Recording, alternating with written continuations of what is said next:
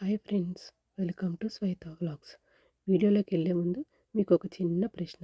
Answer కనుక తెలిస్తే please comment చేయండి. ఫేస్ ఉంటుంది కానీ బొట్టులు పెట్టుకుంటుంది, ఏమిటది? తెలిస్తే ప్లీజ్ కామెంట్ చేయండి. ఈరోజు నేను చాలా సింపుల్గా చికెన్ ఫ్రై పీస్ బిర్యానీ ఎలా చేసుకోవాలో చెప్తాను. నేను బగారా రైస్ని ఇన్స్టాపాట్లో చేస్తానండి. చేసేసి చికెన్ కర్రీలాగా చేసి రెండింటిని మిక్స్ చేస్తాను. చాలా సింపుల్గా అయిపోతుంది. ఒకసారి మీరు కూడా ట్రై చేసి ఎలా ఉందో ప్లీజ్ కామెంట్ చేసి చెప్పండి. బగారా రైస్ చేయడానికి కావాల్సిన మసాలాలన్నీ తీసి ముందుగానే ఒక ప్లేట్లో పెట్టుకుంటాను.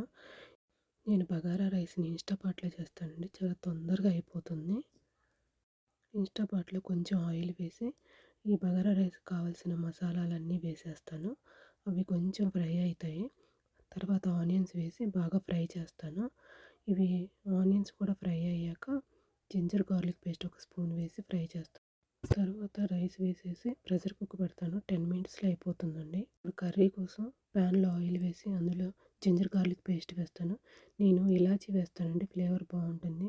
తర్వాత ఆనియన్స్ వేసి ఫ్రై అయ్యాక కర్రీలోకి గ్రేవీ కోసం ఒక టొమాటో, కొన్ని జీడిపప్పులు వేసి మిక్సీ చేస్తాను. మిక్సీ చేసిన టొమాటో పేస్ట్ని వేసేస్తానండి. అది కొంచెం ఫ్రై అయిన తర్వాత ధనియా జీరా పౌడరు, కొంచెం సాల్ట్, కొంచెం కారం వేసి బాగా ఫ్రై చేసుకోవాలి. ఈ మసాలా ఫ్రై అయిన తర్వాత ఇప్పుడు చికెన్ యాడ్ చేయాలండి.